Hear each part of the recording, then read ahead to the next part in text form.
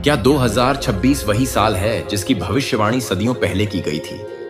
क्या धरती अब अपने सबसे भयावह रूप को दिखाने वाली है? क्या इस धरती पर केवल वही बचेगा जो 3 समय की आरती करता हो?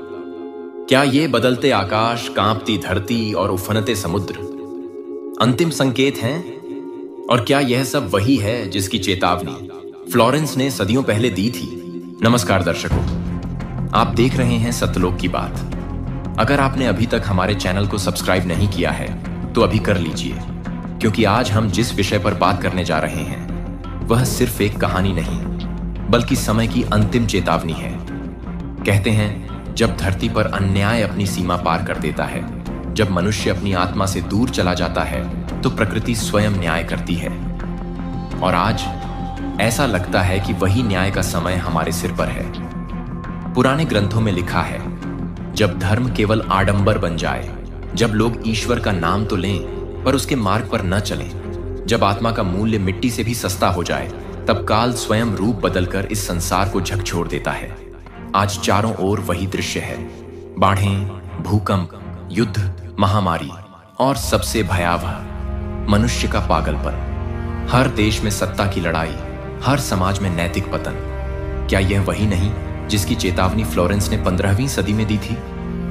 उसने लिखा था, जब पृथ्वी के उत्तर में आग बहेगी और दक्षिण में जल उठेगा, जब इंसान अपने ही अस्त्रों से कांप उठेगा, तब समझो समय स्वयं को रीसेट कर रहा है। 2026 वही वर्ष बताया गया है जब यह रीसेट शुरू होगा। लेकिन यह विनाश नहीं होगा, यह एक छंटनी होगी। असत्य मिटेगा, सत्य बचेगा। फ्लोरेंस ने एक और पंक्ति लिखी थी, जो ईश्वर को दिन रात स्मरण करते रहेंगे वही नए युग के बीज बनेंगे।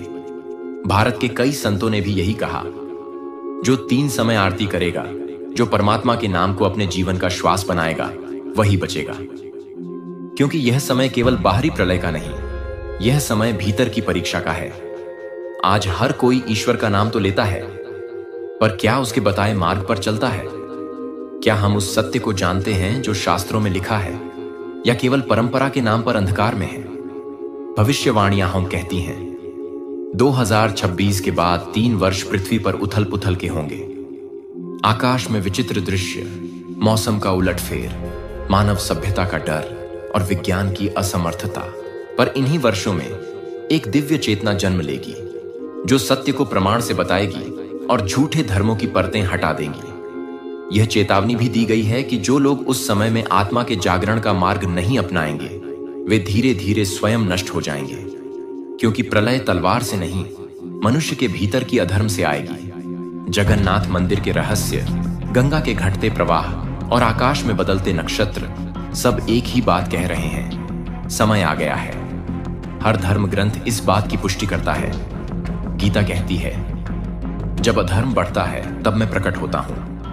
पुराण कहते हैं, कलयुग के अंत में सत्य युग का बीज उसी धरती पर बोया जाएगा जहां से अधर्म की शुरुआत हुई थी, और वह धरती है भारत। फ्लोरेंस ने अपने पत्रों में लिखा, भारत की भूमि से सत्य की आवाज उठेगी। क्या यह संकेत भारत की ओर नहीं है? दर्शकों, हम ऐसे समय में जी रहे हैं जहां हर क्षण भविष्यवाणी बन रहा है। मानव जाति एक दो राह पर है। एक रास्ता भय की ओर जाता है, दूसरा सत्य की ओर। अब यह तय हमें करना है, क्या हम अंधकार के साथ रहेंगे या उस प्रकाश की ओर बढ़ेंगे जो सत्य युग की सुबह लेकर आएगा। फ्लोरेंस ने कहा था, जिस दिन पश्चिम और पूर्व की आवाजें एक होंगी, उस दिन ईश्वर स्वयं एक नई शक्ति के रूप में प्रकट होंगे। और आज पश्चिम के वैज्ञानिक और पूर्व के संत दोनों एक बात कह रहे हैं, धरती अब और नहीं झेल पाएगी। समय का संतुलन टूट चुका है, लेकिन हर अंत में एक आरंभ छिपा होता है। हर प्रलय के बाद जन्म होता है सत्य का। और जब भी मानवता ने अपने ईश्वर को भुला दिया, तब स्वयं परमात्मा ने किसी न किसी रूप में जन्म लिया है, सत्य का दीपक लेकर अंधकार को समाप्त करने के लिए। कई लोग डरते हैं कि क्या प्रलय सच में सब कुछ मिटा देगी, परंतु सत्य यह है, प्रलय सब कुछ नहीं मिटाती। वह केवल झूठ को मिटाती है। वह केवल वही बचाती है जो ईश्वर के आदेश पर, सत्य के मार्ग पर और नाम के साधन पर अडिग रहते हैं। इसीलिए कहा गया, 3 आरती करने वाला बचेगा। क्योंकि वह याद दिलाता है सुबह, दोपहर और रात हर समय परमात्मा ही शरण है, और जो हर समय उसकी शरण में रहेगा उसे कोई प्रलय नहीं छू सकेगी। 2026 ये सिर्फ एक वर्ष नहीं, यह एक दर्पण है जिसमें मनुष्य अपने कर्मों का चेहरा देखेगा। जो लोग लोभ, घृणा और पाप में डूबे हैं उनके लिए यह वर्ष अंधकार लेकर आएगा, पर जो सत्य में है, जो नाम सुमिरन और आरती में है, उनके लिए यह वर्ष नई शुरुआत का होगा। फ्लोरेंस ने कहा था, प्रलय के बाद एक संत प्रकट होगा जो वेदों, गीता और सभी धर्म ग्रंथों में छिपे सत्य को प्रमाणों से उजागर करेगा। कई विद्वान इस पंक्ति को प्रतीक मानते हैं, पर जो इस युग के संकेतों को पहचानते हैं वे जानते हैं यह प्रतीक नहीं, यह वास्तविकता है। वह संत अब पृथ्वी पर प्रकट हो चुके हैं। वह संत जिन्होंने कहा, सत्य को प्रमाण से पहचानो, आस्था से नहीं। वह संत जिन्होंने बताया कि यह महाप्रलय केवल भय नहीं बल्कि मानवता के उद्धार का अवसर है। वह संत हैं संत रामपाल जी महाराज। उन्होंने सभी धर्म ग्रंथों से यह सिद्ध किया कि परमात्मा एक ही है।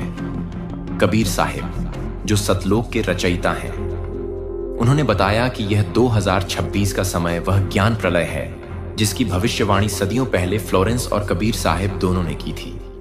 उन्होंने यह भी कहा, जो मनुष्य 3 बार नाम सुमिरन और आरती करेगा, जो सच्चे मार्गदर्शक के बताए नियमों का पालन करेगा, उसे कोई आपदा नहीं छू सकेगी, क्योंकि यह प्रलय सिर्फ शरीर की नहीं, आत्मा की परीक्षा है। संत रामपाल जी महाराज का संदेश स्पष्ट है, यह अंत नहीं, यह शुरुआत है। सत्य युग का आरंभ ज्ञान के प्रकाश से होगा। तो दर्शकों, समय आ गया है सत्य को पहचानने का, असत्य से मुक्त होने का और ईश्वर के सच्चे नाम से जुड़ने का। अगर आप इस रहस्य को और गहराई से समझना चाहते हैं तो हमारे चैनल सतलोक की बात को सब्सक्राइब करें, क्योंकि आने वाले वीडियो में हम खुलासा करेंगे कि 2026 के बाद कौन सी घटनाएं सत्य युग के उदय की पुष्टि करेंगी। क्योंकि यह महाप्रलय अंत नहीं है, यह आरंभ है सत्य युग के प्रभात का।